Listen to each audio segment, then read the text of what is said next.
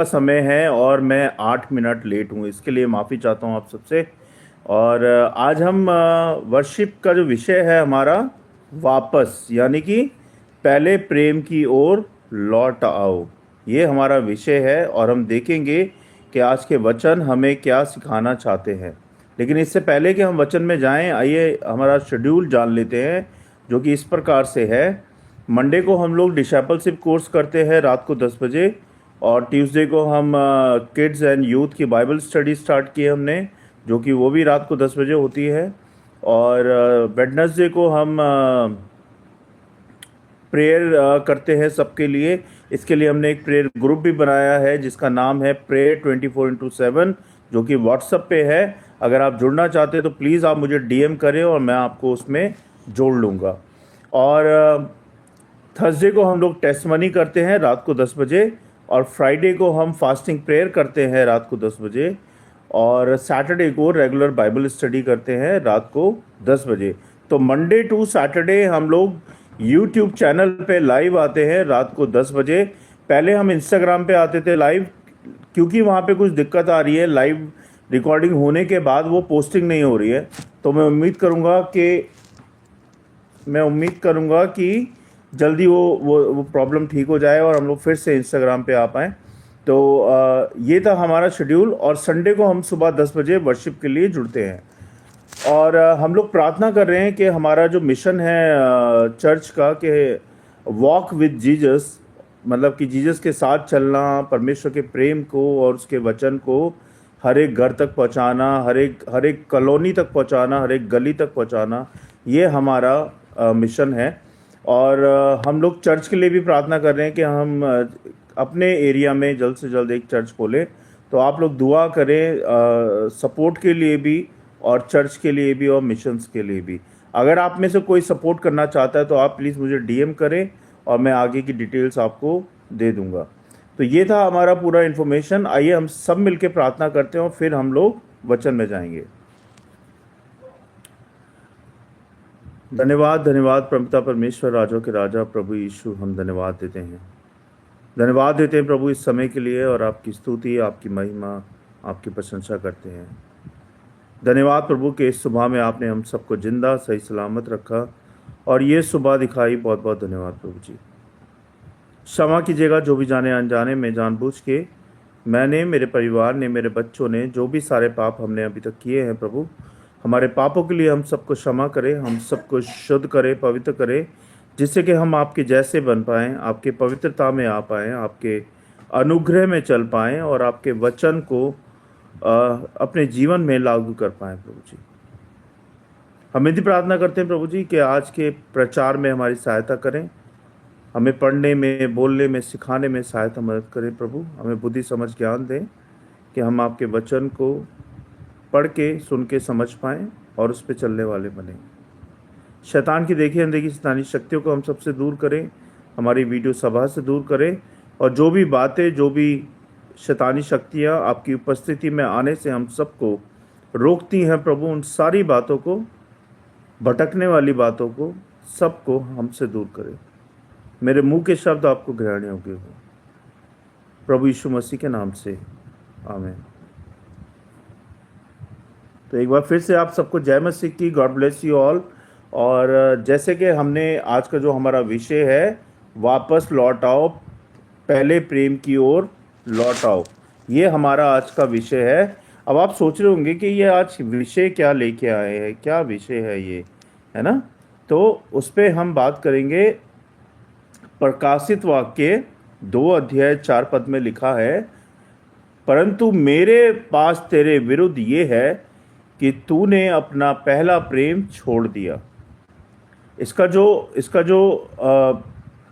जो शिक्षा है वो ये है, कई बार हम धर्म से जुड़े रहते हैं, परंतु क्या हमारा हृदय वही जलता है जो पहले जला करता था? यानी कि जब आप फर्स्ट टाइम प्रभु यीशु में आए थे, तब जो जोश था, वो जोश आज भी बरकरार है या वो जोश ठंडा हो चुका है? जो पहले जला करता था वो क्या अब भी जलता है? आपका हृदय अब भी जलता है प्रभु यीशु के लिए? परमेश्वर हमें सिर्फ नियमों का पालन करने के लिए नहीं चाहता, बल्कि वह चाहता है कि हम उससे प्रेम करें। आज का संदेश सादगी में बड़ा है ना। पहला प्रेम लौटाना संभव है और आज वह बुला रहा है आपको। आपका पहला प्रेम बुला रहा है, जिसकी बुलाहट आपने सुनी है। प्रकाशित वाक्य 2 अध्याय 4 पद में लिखा है, तूने अपना पहला प्रेम छोड़ दिया, है ना। परंतु मेरे पास तेरे विरुद्ध यह है कि तूने अपना पहला प्रेम छोड़ दिया। इसका जो शिक्षा वो ये है, ये चेतावनी, ये लक्ष्य आधारित चर्च के लिए है। ध्यान दीजिएगा, जो चर्च में लोग आते हैं, विश्वासी लोग आते हैं, अविश्वासी लोग आते हैं, जहाँ पर शायद कर्म, सेवा और भारी गतिविधियाँ हैं, पर आत्मीयता कम है, आत्मिकता कम है ना। पहला प्रेम यानी कि वह आरंभिक गर्म जोशी है, यानी कि जब आप प्रभु यीशु में आए थे तब आपकी गर्म जोशी बहुत अच्छी थी, मतलब सुपर्ब थी।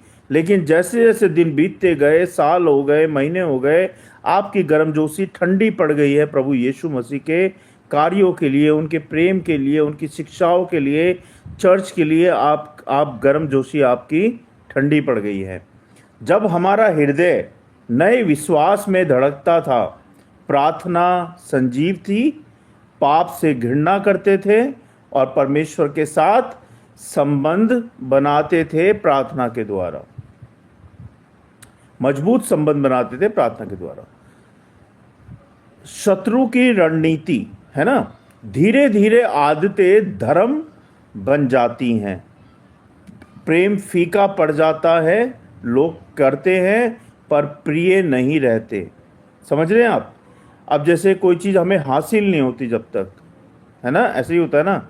और वो चीज़ जब हमें हासिल हो जाती है तो हम क्या करते हैं, हम उसकी परवाह नहीं करते, हम केयर नहीं करते, उसके बारे में नहीं सोचते। जो प्रेम हमारा उसको हासिल करने से पहले था, वो प्रेम अब हासिल करने के बाद नहीं रहा। तो गर्म जोशी हमारा हासिल करने से पहले तो बहुत थी, लेकिन उसके बाद जब वो चीज़ हमें मिल गई तो हम ठंडे पड़ गए। तो ऐसे ही प्रभु कहते हैं कि जब तुम मेरे वचन में आए थे, जब मैंने तुम्हें चुना था, तो तब तुम क्या करते थे, तुम्हारी गर्मजोशी बहुत थी, है ना।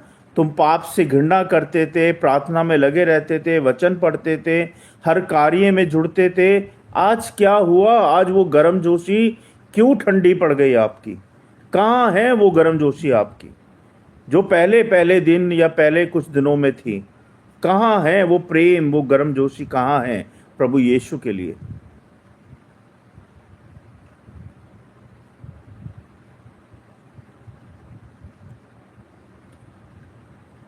आध्यात्मिक सूखापन अक्सर तभी शुरू होता है, ध्यान दीजिएगा, जब हम रिश्ते की जगह रूटीन लेने लगते हैं, है ना। कि यार संडे आने वाला है, 10 बजे चर्च जाना है, ये रूटीन हो गया। लेकिन जब आप प्रभु से प्यार करते हैं तो आप समय पे नहीं जाते, समय से पहले पहुंच जाते हैं। क्या करते हैं आप? समय पे नहीं जाते, समय से पहले पहुंच जाते हैं। और क्या करते हैं? उनकी शिक्षाओं में बढ़ते हैं, उनके कार्यों में बढ़ते हैं, उनके वचन में बढ़ते हैं, उनकी संगति में बढ़ते हैं, और पाप से, बुराई से घृणा करते हैं, दूर हो जाते हैं।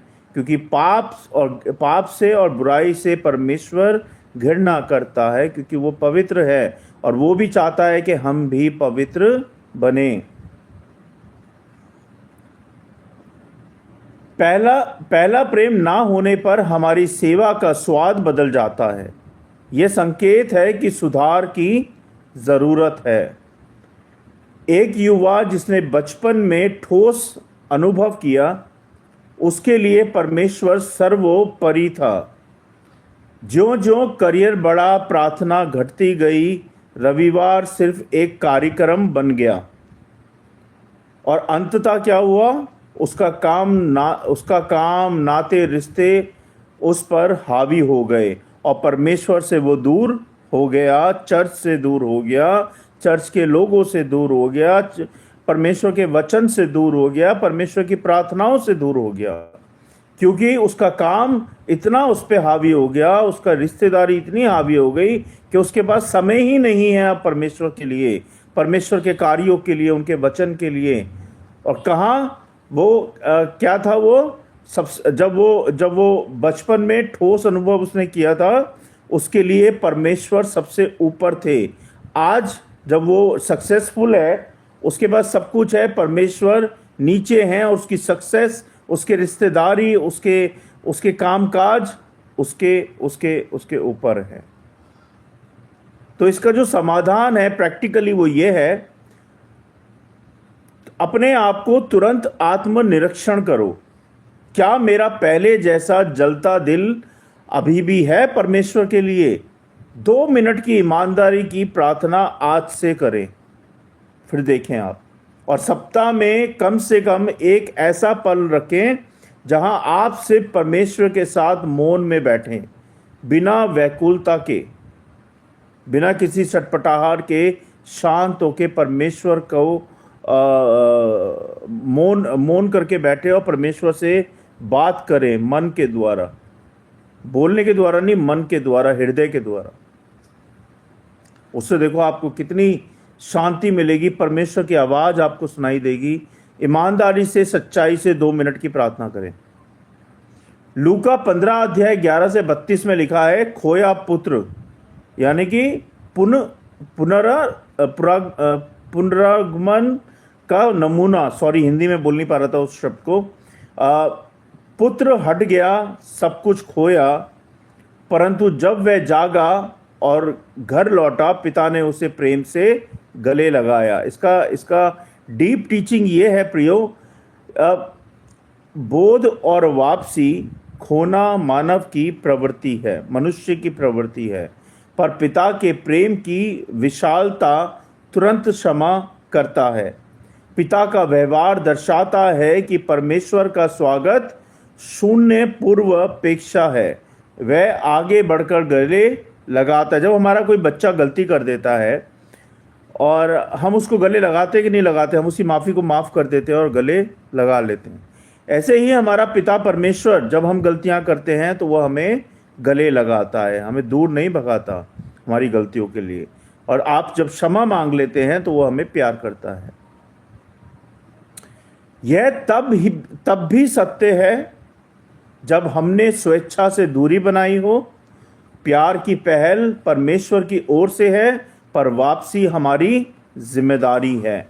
ध्यान दीजिएगा, आत्मसम्मान या शर्म हमें रोक सकती है, पर पिता का प्रेम आधारित माफी देता है।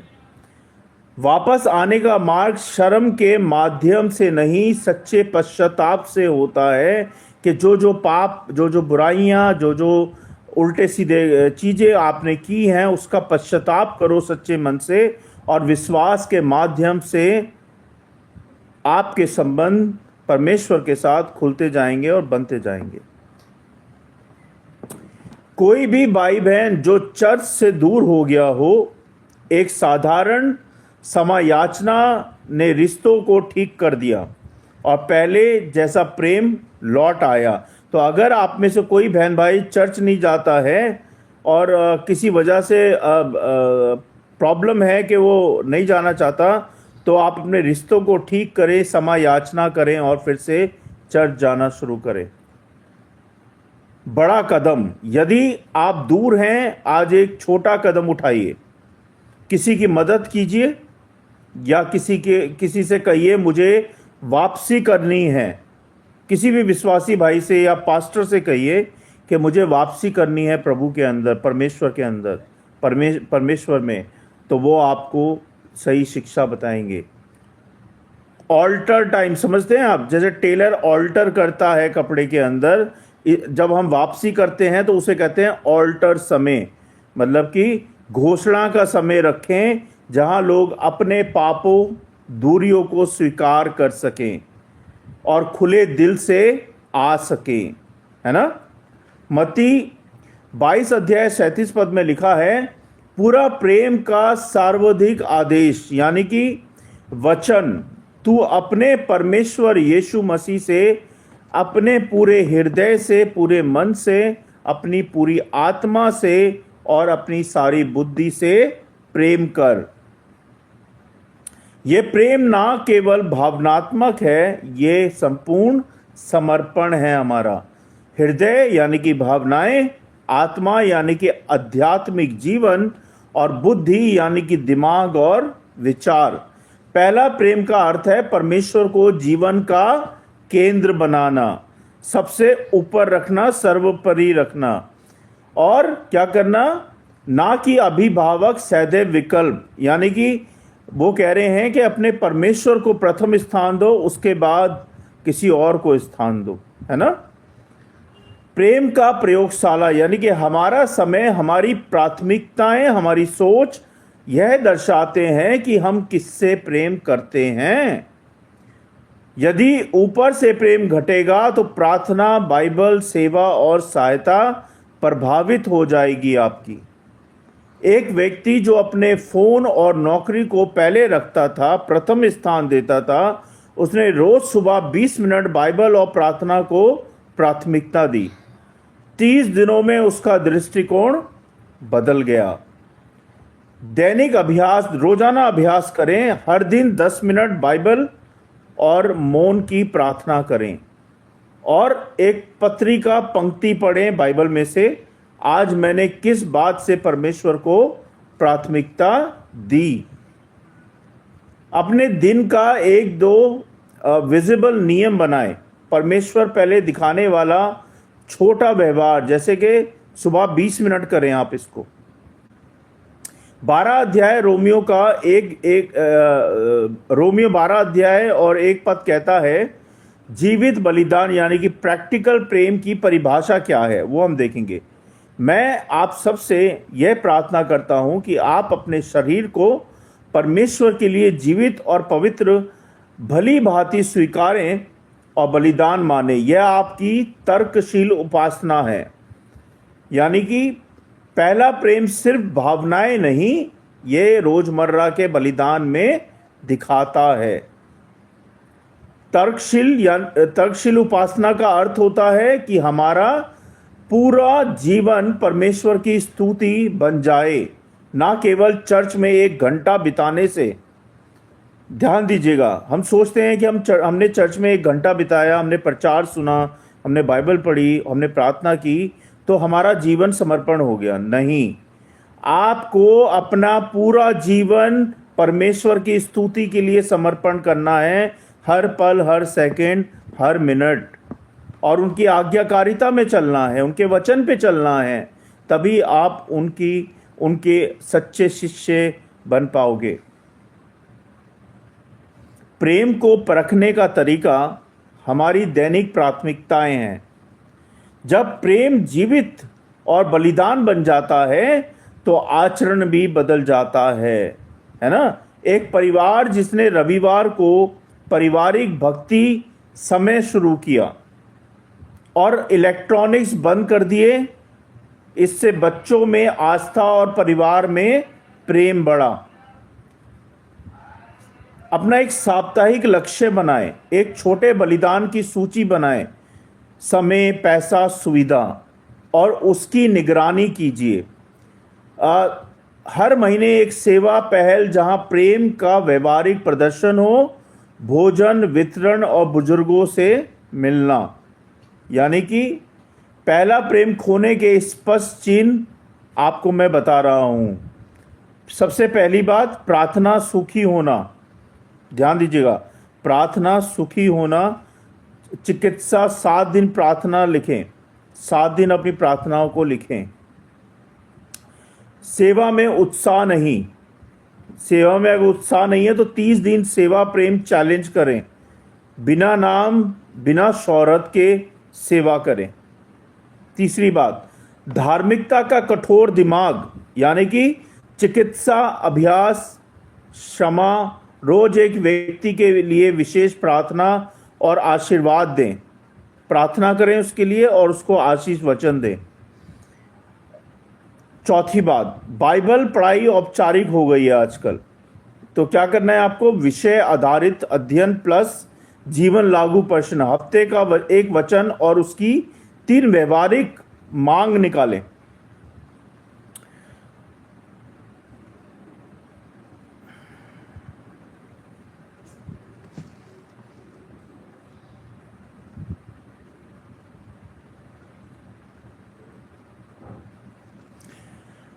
अब हम लोग अंतिम समापन पे हैं, उसके साथ हम इसको ख़त्म करेंगे। और वो इस तरह से है, आज परमेश्वर आप में वही पहले जैसा प्रेम जगाना चाहते हैं जो कि आपका प्रेम ठंडा पड़ गया है।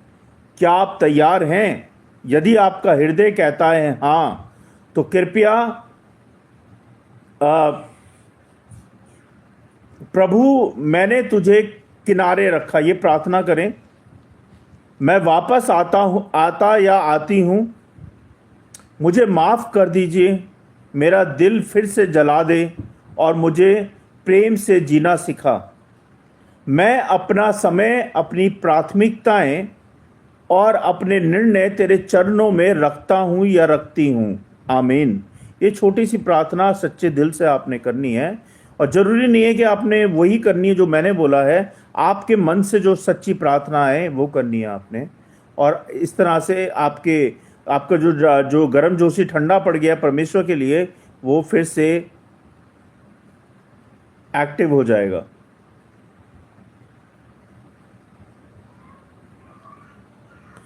पहला प्रेम कोई पुरानी याद नहीं, यह आज की वास्तविकता है। परमेश्वर ने हमें पहले प्यार किया है ना।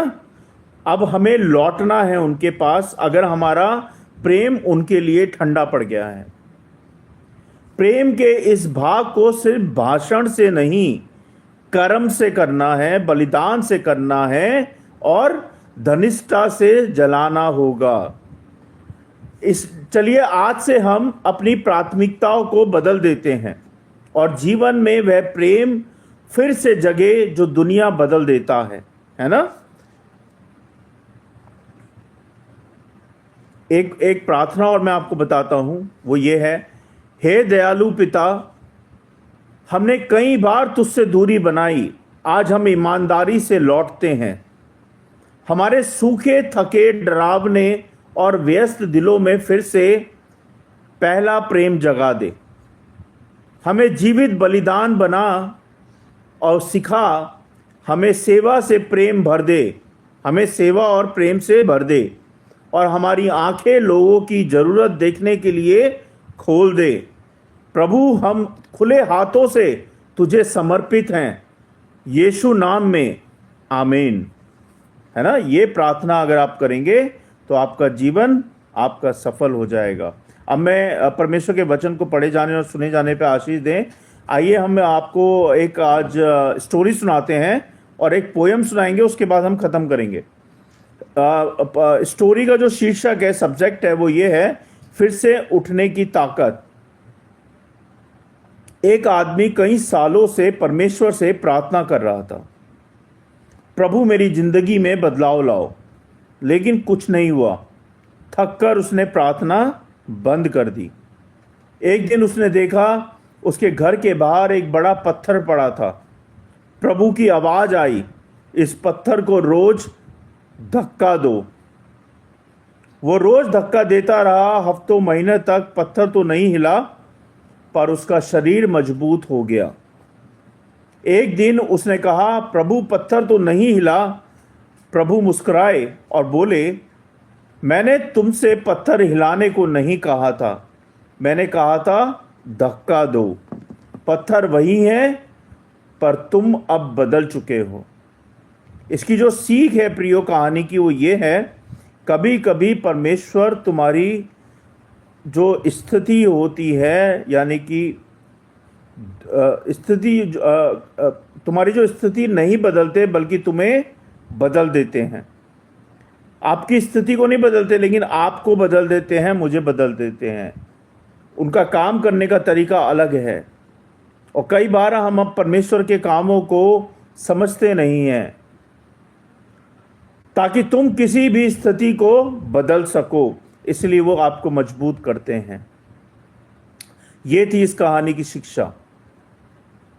और अब मैं आपको एक पोयम बताऊंगा, जो पोयम का शीर्षक है वो परमेश्वर जो कभी नहीं छोड़ता है। जब सबने कहा अब कुछ नहीं हो सकता, वहीं से उसने कहा मेरे साथ सब कुछ हो सकता है ना। जब आंसू ने कहा अब हिम्मत नहीं रही, उसकी आवाज आई मैं तेरी ढाल हूं तू चल। जब रास्ता अंधेरा था और मंजिल नजर नहीं आई, उसकी रोशनी ने कहा बस एक कदम और बड़ा भाई। कभी तू टूटा, कभी तू रोया, कभी थक गया, पर उसने कभी तेरा साथ नहीं छोड़ा।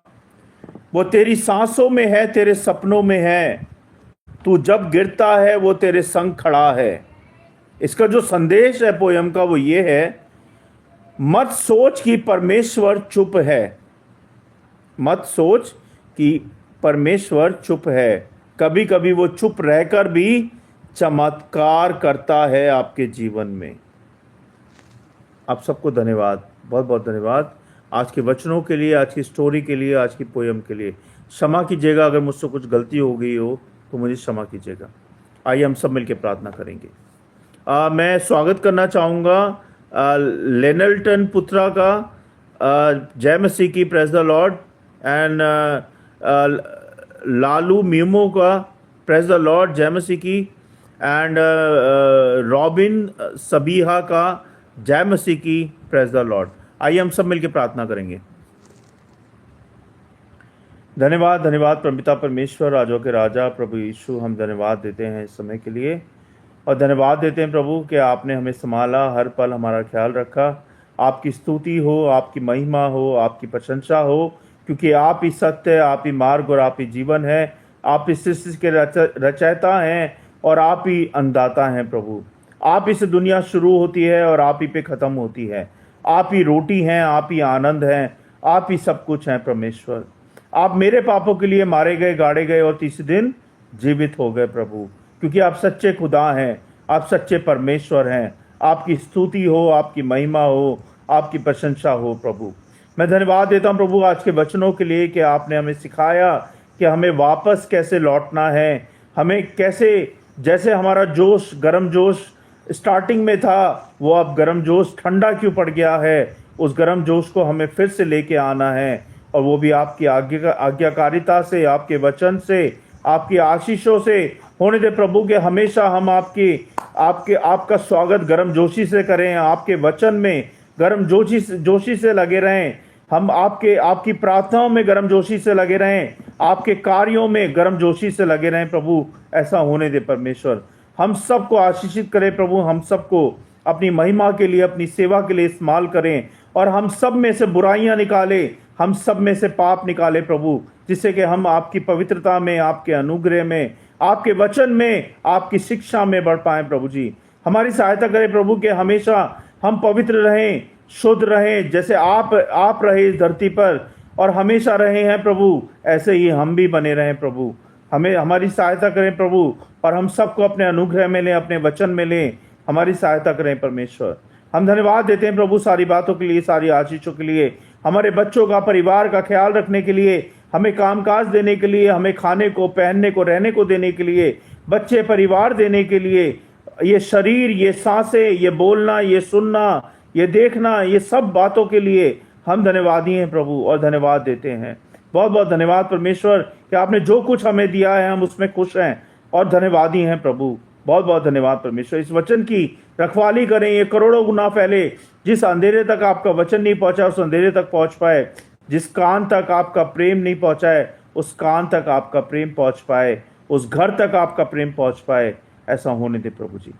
हम सब धन्यवादी हैं प्रभु और धन्यवाद देते हैं और विनती प्रार्थना करते हैं प्रभु जी छोटे से बाबू के लिए प्रभु, जब वो ब्रेन हैमरेज की दवाई खा रहा है और वो रिकवर कर रहा है प्रभु, उसकी सहायता करें। और हम धन्यवादी हैं प्रभु कि आपने उसको चंगा किया है, उसकी रक्षा करें, सुरक्षा बांधे प्रभु जी। हम विनती प्रार्थना करते हैं माही के लिए प्रभु, जब माही को 2 डिजीज हैं प्रभु, वो दवाइयाँ खा रही हैं, उसके भी चारों ओर अपने लहू का बाड़ा बांधे, अपना पवित्र लहू उस पर छिड़क दीजिए। और शैतान की देखी अनदेखी शैतानी शक्तियों से उसको बचाएं, उसकी रक्षा सुरक्षा बांधे रखे प्रभु, और यीशु नासी के नाम से वो ठीक हो जाए। हम इनकी प्रार्थना करते हैं प्रभु जी हमारे प्रेयर ग्रुप के लिए प्रभु, जो कि व्हाट्सएप प्रेयर ग्रुप है, उनकी रक्षा सुरक्षा बांधे प्रभु, और उनको सबको प्रेयर प्रार्थनाओं में वचन में जोड़े प्रभु, जिससे कि आपकी आशीषों को वो पा पाए। हम इनकी प्रार्थना करते हैं प्रभु, जो लोग देख रहे हैं सुन रहे हैं, उनको उनके परिवारों को उनके बच्चों को संभाले प्रभु, उनकी रक्षा करें परमेश्वर, उन सबके मनों में शांति दें, सबके दुखों को दूर करें प्रभु जी, सबके काम काजों में आशीष बरकत दें, और सबके भंडार हमेशा आपके स्वर्ग के भंडार से भरे रहें और आशीषित रहें प्रभु जी। आप अपनी दया दृष्टि कृपा सदा बनाए रखें परमेश्वर। हम इनकी प्रार्थना करते हैं प्रभु जी देवांग के लिए, जो देवांग स्टडी कर रहा है प्रभु, इसकी स्टडी में सहायता मदद करें, इसके एग्जामों में सहायता मदद करें, और इसके स्वास्थ्य को अच्छा रखें प्रभु।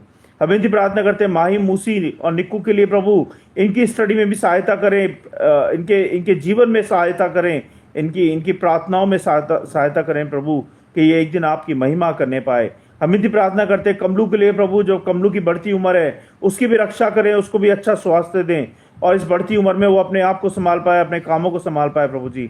हम इनकी प्रार्थना करते हैं हर एक बुजुर्ग के लिए प्रभु, कि हर एक बुजुर्ग को चंगा करें और हिम्मत ताकत बल शक्ति दें। हम बिंदी प्रार्थना करते हैं हर एक बीमार के लिए, जो बीमार हैं प्रभु उन सबको चंगाई दें, जिनके पास खाना नहीं है प्रभु उनको खाना दें, हर एक बहन बेटी को प्रभु सुरक्षा प्रदान करें, और सबकी रक्षा सुरक्षा बांधे रखे प्रभु। हम तो विधि प्रार्थना करते प्रभु, कि हमारा एक दिन चर्च हो पाए हमारे दिल्ली के एरिया में प्रभु जी। अभी हमारे पास चर्च नहीं है प्रभु, हम ऑनलाइन करते हैं प्रभु, हमारी सहायता करें कि एक दिन हम अपना चर्च खोल पाए, हमें सपोर्ट दें प्रभु, हमारी दुआएं सुने परमेश्वर। हम विधि प्रार्थना करते हैं अपने चर्च के मिशंस के लिए प्रभु, कि आपके वचन को, आपके प्रेम को हर एक जगह तक हम फैला पाएं, आपकी शिक्षाओं को फैला पाएं प्रभु जी। ऐसा होने दे प्रभु, और मेंबर्स को जुड़ने में सहायता करें, और टीम बनाने में सहायता करें प्रभु, और हमारे स्पिरिचुअल चैनल को, हमारे स्पिरिचुअल इंस्टाग्राम पेजेस को ब्लेस करें प्रभु, आशीषित करें और सहायता करें। बहुत बहुत धन्यवाद प्रभु, बहुत बहुत धन्यवाद हर एक आशीषों के लिए, हर एक बात के लिए बहुत बहुत धन्यवाद परमेश्वर। आपका प्रेम, आपकी दया, आपकी करुणा सदा की है। हम धन्यवादी हैं प्रभु, धन्यवाद धन्यवाद प्रभु, बहुत बहुत धन्यवाद। सारी बातों के लिए धन्यवाद प्रभु। क्षमा कीजिएगा हमारे पापों के लिए, हमें शुद्ध करें अपने लहू से धो के प्रभु। बहुत बहुत धन्यवाद। हम सारी बातों को विश्वास के साथ हम सबको आपके चरणों में रखते हैं, सुने ग्रहण करें प्रभु यीशु नासी के नाम से, आमीन।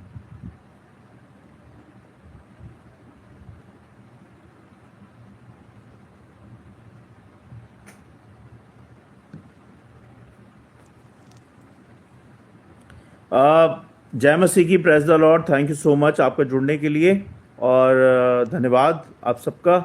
हम कल फिर मिलेंगे रात को 10 बजे, और नए वचनों के साथ। कल हमारा डिसेपलशिप कोर्स है, अगर आप उस कोर्स को करना चाहते हैं रेगुलरली तो आप हमें मैसेज करें, और उस कोर्स की सारी डिटेल्स हम आपको देंगे, ठीक है। और तब तक के लिए आप सब परमेश्वर के वचन में, परमेश्वर की आशीषों में बने रहें, आपके बच्चे परिवार सब खुश रहें, आनंद में रहें, परमेश्वर का अनुग्रह सदा आपके साथ बना रहे। जय मसीह की, praise the Lord. Thank you, God bless you all, thank you so much.